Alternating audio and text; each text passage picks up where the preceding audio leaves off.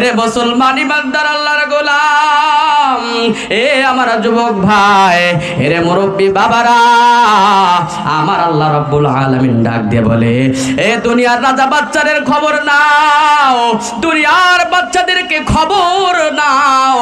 দুনিয়ার সেই যে সমস্ত মানুষ প্রেসিডেন্ট দুনিয়ার সমস্ত অপরাধীকে খোঁজে তাদের শাস্তি দেওয়ার জন্য, আমি মালিক এমন মালিক অপরাধীদেরকে খুঁজে শাস্তি দেওয়ার জন্য নয়, আমার বান্দাদেরকে মাফ করার জন্য আমি খুঁজি। এবার আল্লাহ রাব্বুল আলামিন ডাক বলে, ফেরেশতার দল, আমার ওই বান্দাগুলো কি আমার জান্নাত দেখেছে? বলে না আল্লাহ, তারা তো জান্নাত দেখে নাই। বলে এ ফেরেশতারা তোমরা জবাব দাও, আমার বান্দাগুলো যদি জান্নাত দেখতো তাহলে তাদের অবস্থাটা কেমন হইতো?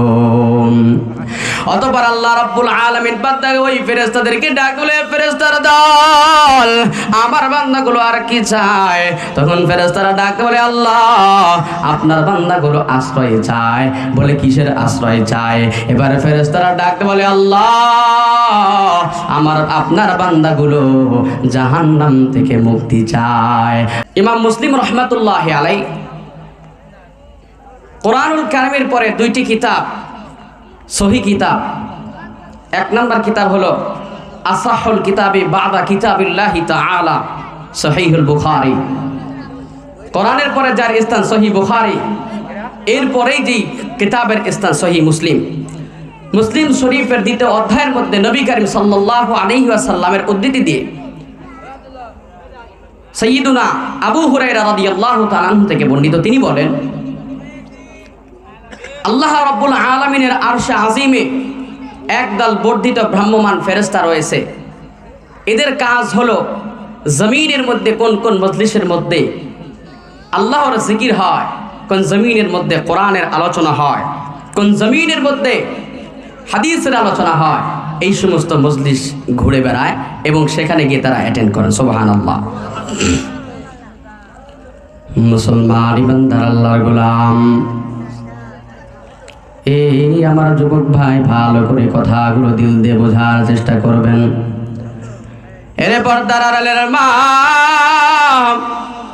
আপনি মনে করছেন এই শীতের ঠান্ডা আরামের বিছানাকে হারাম করে এই শীতের মধ্যে আমি মাটির বিছানাকে বেছে নিলাম। এ যুবক ভাই, মুরব্বী বাবারা, এই বসাটা আমার বৃথা নয়।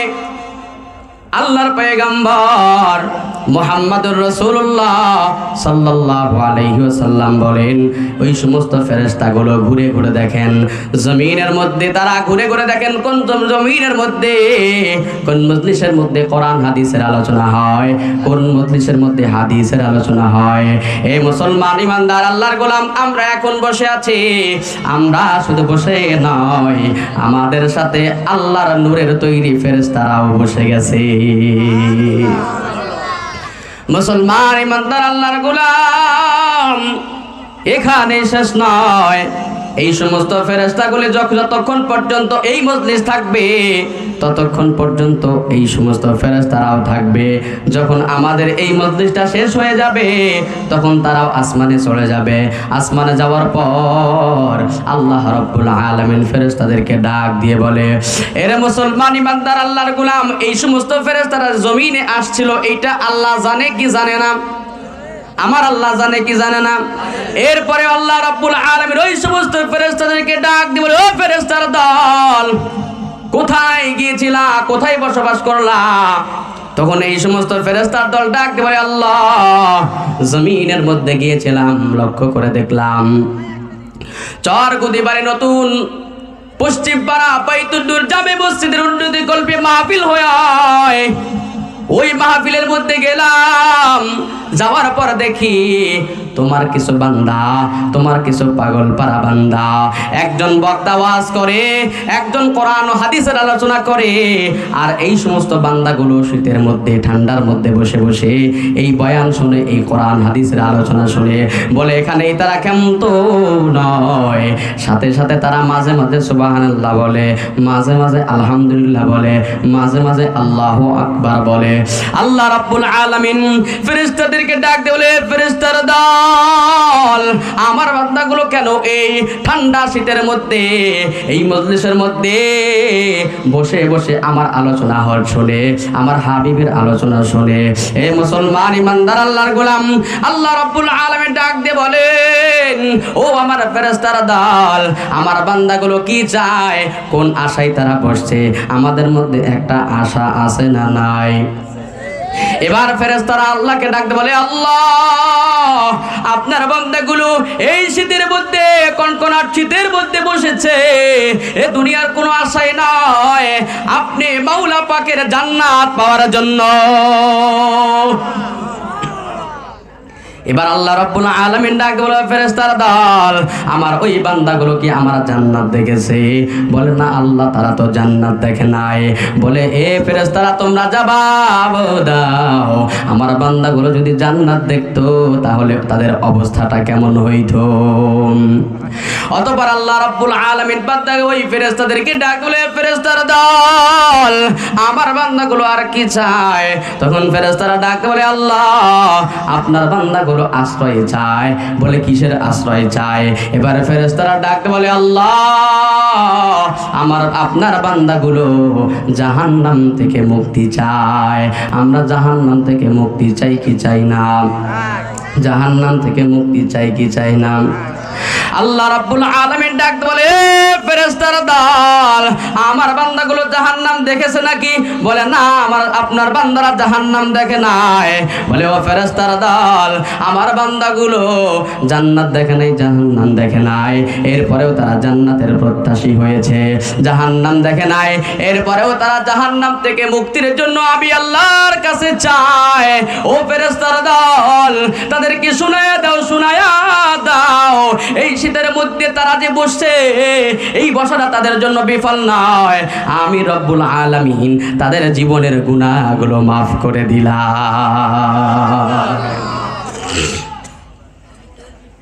তবে এই যে গুনাহ মাফ করবেন, এটা কিন্তু কবিরা গুনাহ মাফ করবেন না।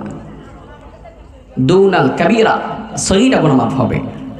কারণ কবিরা গুনাহ মাফ হওয়ার জন্য শর্ত আছে, হলো তওবা করতে হবে। তবে আল্লাহ রাব্বুল আলামিন বলেন, এই মজলিসের মধ্যে যখন আমরা বসেছি, জীবনে অনেক গুনাহ করেছি, অনেক নাফরমানি করেছি, ঠিক কি ঠিক না?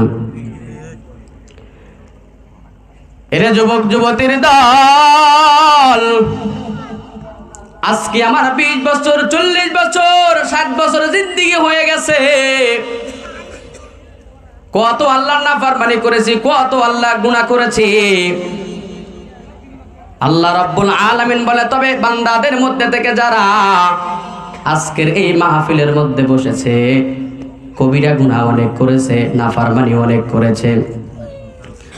আজকে যখন হুজুর বয়ান করতেছে, বান্দা বয়ান শুনে তারা দিলের লেগে গেছে, অন্তরের মধ্যে অনুশোচনা আসছে, হায় আমি জিন্দেগিটা কেমন ভাবে চালাইলাম, এই জীবনে কত নাফরমানি করলাম, এই জীবনে কত গুনাহ করলাম। এই কথা চিন্তা করতে করতে বান্দার যখন অনুশোচনা আসছে, আর অনুশোচনা করতে করতে যখন তার চোখের ডগার দিকে একটু পানি বের হবে, বাবা, আমার আল্লাহ রাব্বুল আলামিন ডাক দিয়ে বলে, ও ফেরেশতার দল, আমার বান্দাদেরকে জানায়া দাও, আমি রব্বুল আলামিন, আমি আল্লাহ গফফার, আমি আল্লাহ রহমান। আমার বান্দা যখন তার অন্তরের মধ্যে অনুশোচনা আসছে, এরে মুসলমান, আমি আর আপনি যখন আল্লাহকে একবার আল্লাহ বলে ডাক দেই, আমার আল্লাহ এত খুশি হয়, এত খুশি হয়। আমার আল্লাহ রব্বুল আলামিন ডাক দে বলে, আমি আল্লাহর মাও নাই, বাবাও নাই। আমার বান্দা যখন আমাকে ডাক দেয়, আমি আল্লাহর কুদরতি অন্তরের মধ্যে তুফান, মায়া আর রহমতের ঢেউ। আমি বান্দা যখন ডাক দেয়, বান্দা যখন আমি আল্লাহকে ডাক দিছে, আমি রব্বুল আলামিন সাথে সাথে বলি, উদউনি ফাস্তাজিব লাকুম, বান্দা তুই চাবি চা, তোর চাইতে দেরি হবে, আমি তোর গুনাহকে মাফ করতে দেরি করব না। अल्लाह अल्लाह क्या मुबारक नाम है, अल्लाह अल्लाह आशिकों का काम है, अल्लाह अल्लाह तू मेरा माबूद है, अल्लाह अल्लाह तू मेरा माशूक है, तू कादिर है कि जो चाहे करे, जिसको चाहे दे, जिसे चाहे ना दे, तू दाता है कि देने के लिए, दर तेरी रहमत की हर दम है खुले, हर गोरी दे ने को तू तैयार है, जो न मंगे उससे तू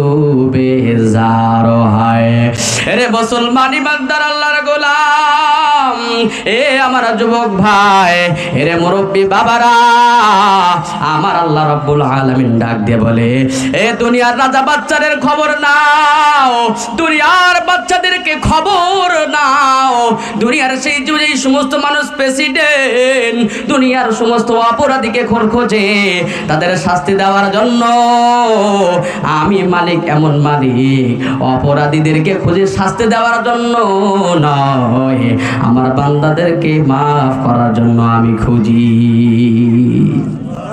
এই জন্য আমরা এখানে বসছি, এটা কি বিফল নাকি আর ফায়দা আছে? এই জন্য আমরা মনে করতে পারি এই ঠান্ডা কনকনে ঠিক শীতের মধ্যে বসলাম, এতে ফায়দা কি হবে?